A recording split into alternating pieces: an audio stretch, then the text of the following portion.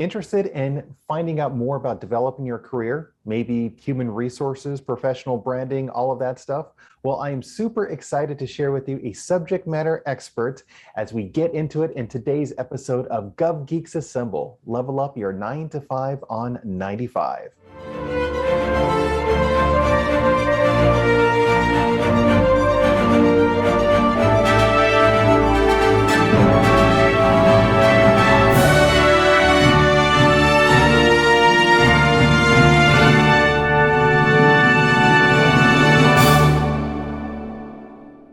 Tim, thank you so much for being here. Really appreciate your time.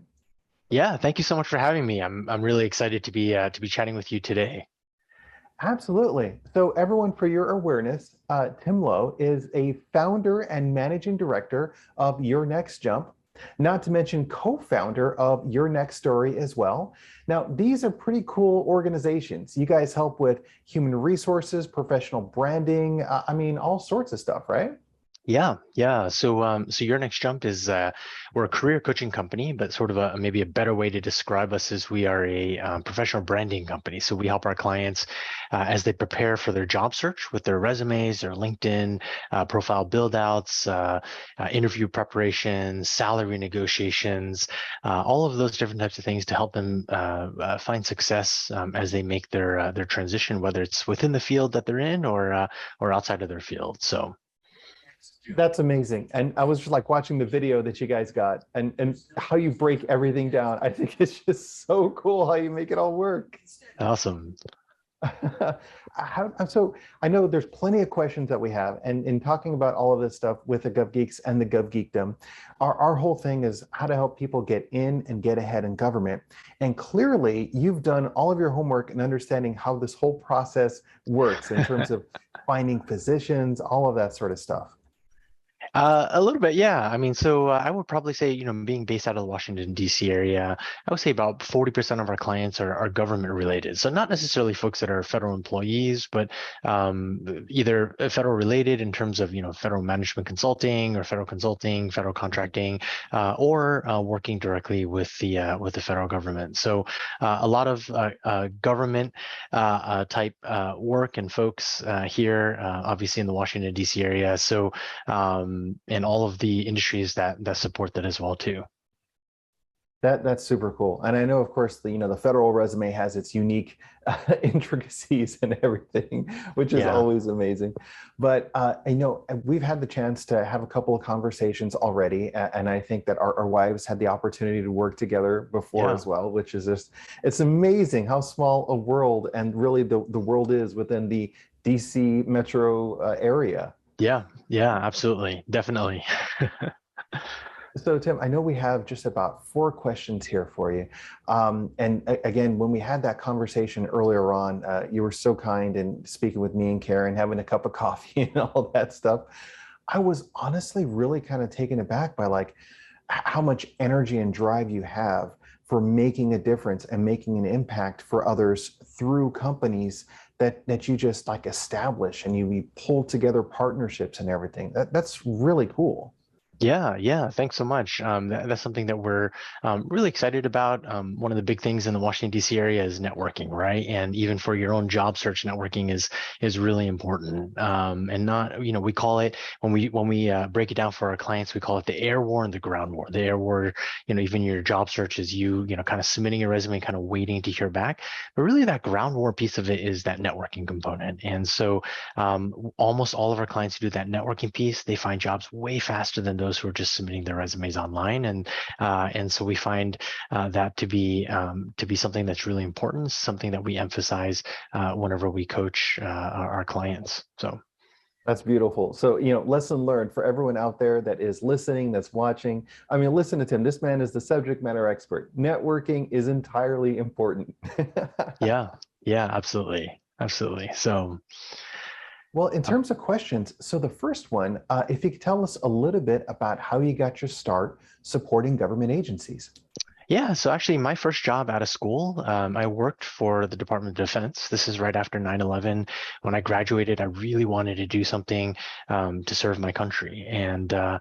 And so I took my first job out of out of grad school, was with the National Defense University down at Fort McNair. So I was a researcher there, working on a lot of policy issues. At that time, I was working on a lot of stuff with China. So understanding defense policy, defense posture with China, and then also looking a little bit about what we were doing in the Middle East with at that time a lot of sort of nation building and really empowering our allies in the Middle East. And so really great opportunity there. And from there, I was there for about 4.5 years, went on to federal consulting.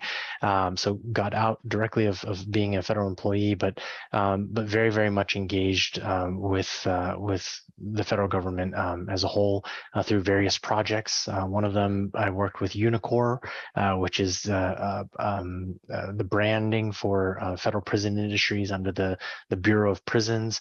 And that was a really neat project where we were at the time helping them build factories in federal prisons to build solar panels and to give job training to inmates in federal prisons. So that was really really a neat opportunity there. I actually started a company after doing that, doing some contract manufacturing with Unicor, and then I started Your Next Jump, probably about almost 7 years now, and we actually delivered on our first contract with the U.S. Navy out in Japan, helping transitioning and retiring service members. So we were working with O4s, O5s, and O6s that were transitioning out and really helping them with their career transition through the TAP program, which is the Transitions Assistance Program. So That's amazing. Yeah, I yeah. mean, just hearing some of the big impacts that you've had already in your next jump, what you've been able to do, making people's lives better. I mean, the folks that you work with and creating all of the solar panel work, people, veterans, hardworking, they've been serving our nation and they're transitioning out, and you're helping them transition in that way. And not to mention, you know, because I'm looking, of course, at your LinkedIn profile, and it's so cool because you worked with like all of the top consulting and accounting firms and everything that I know that we have in the area. Booz Allen, Grant Thornton, which is another great organization as well. Yeah, you certainly have had your opportunity to really make a difference. Yeah, it's been really neat, and just come across some really smart people that have taken their time to mentor me, and so I've been learning a lot from them, and continue to learn from them as well. That's So super cool. So I'm curious, you know, given all of these experiences that you've had, if you were going to share something with the GovGeekdom, everyone that's listening, watching, and everything, what for you has been your hardest won career lesson? yeah, I think just one of the things that so a lot of lessons, throughout the years. Even before actually, one thing that was even before I started my federal career, when I was in high school, I worked at a place called Circuit City, which is, Oh, I remember that place. if you know Best Buy kind of beat them out and is Yeah. still around. But I was 17 years old in 1997. I was working at Circuit City, and back then, computing was really new. Personal computing was new, and so I was a little geeky and kind of got into it. But they hired me, and so I was able to learn how to explain how things work, how computers work. At that time, a lot of people still wanted to listen to a salesperson to help understand those things. And I remember I was 17 years old. I was working on commission. I was selling computers, different service packages, things like that. I was making something like $28 an hour as a 17-year-old in 1997, which was, really fantastic. But one of the things that I really learned from that experience, and obviously that industry has changed completely now, right? There's no salespeople. You can kind of just walk in and pick out what you want, and everyone has a little bit of knowledge of personal computing, and so they kind of know what they want. It's prepackaged, and you take that away. But back then, you really had to sell. You had to be able to talk. You had to be able to share. And that was one of the hardest things that job forced me when I was younger to take a step outside of my comfort zone. And so as a 17-year-old and you have a 40-year-old coming in, talking about their college, kids that are going off into school and they want to buy a laptop for them, and you're trying to help them figure out what is the best thing. And that job really forced me to really talk with adults, right? I mean, I was barely an adult. I was 17 years old almost, but it really forced me to articulate and explain things well, and not just sell, but really come alongside and help people solve problems.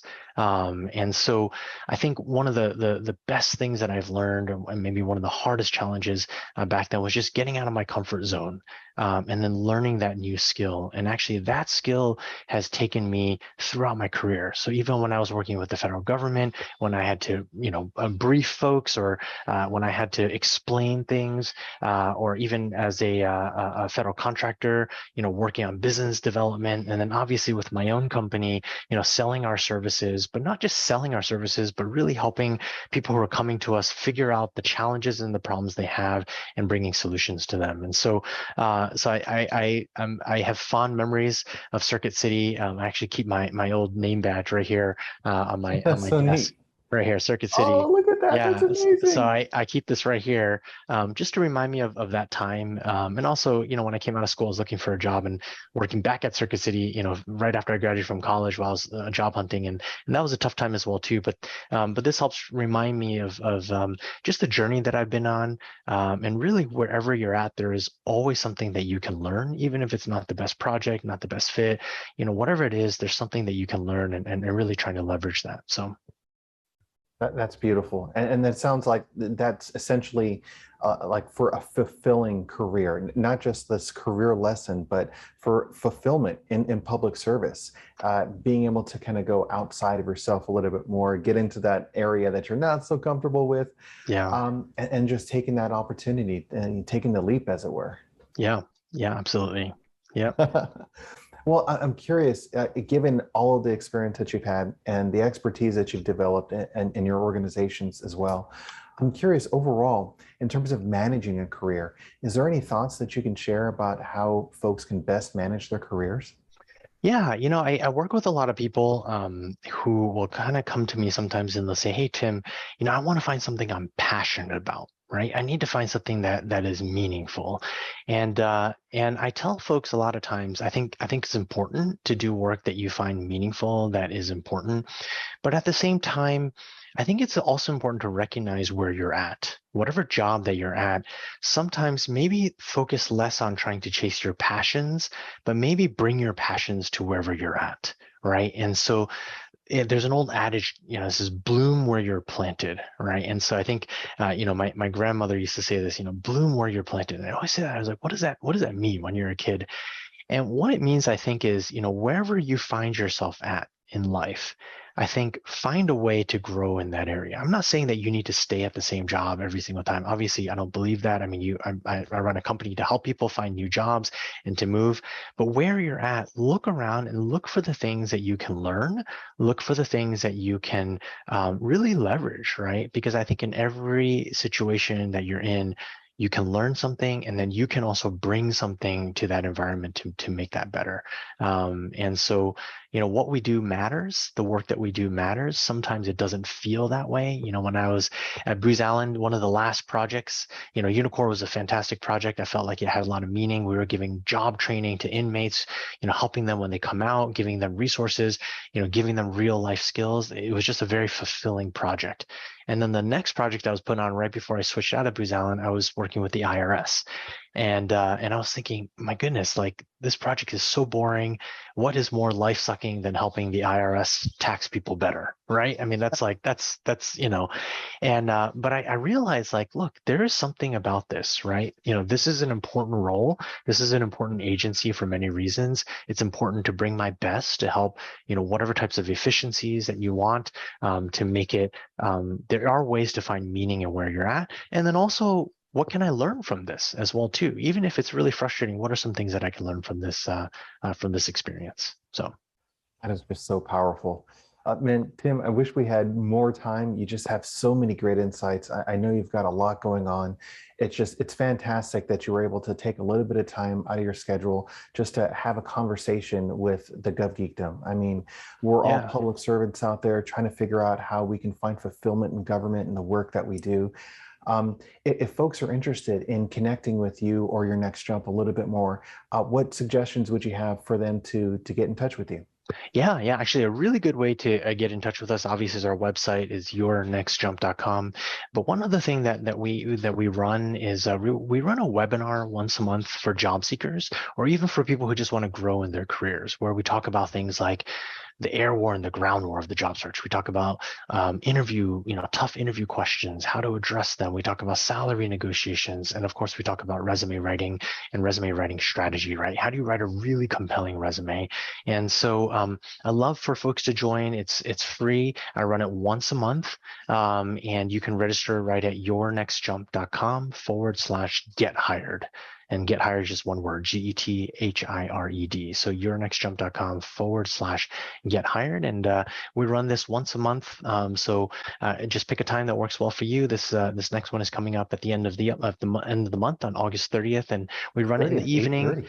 Yeah, at 8:30 p.m. Eastern, and it usually runs about an hour to an hour and a half with question and answers. But again, would love for you all to join. It's a great way to really get a sense of not just what we do, but hopefully it'll give you some things to think about in your own career and how you grow in your own career. So That's beautiful. Well, Tim, thank you again so much. Everyone, thank you very much for joining. We really appreciate this. Go on out and check out Your Next Jump. Sign up for all of the great events that is coming out here pretty soon. Very exciting stuff.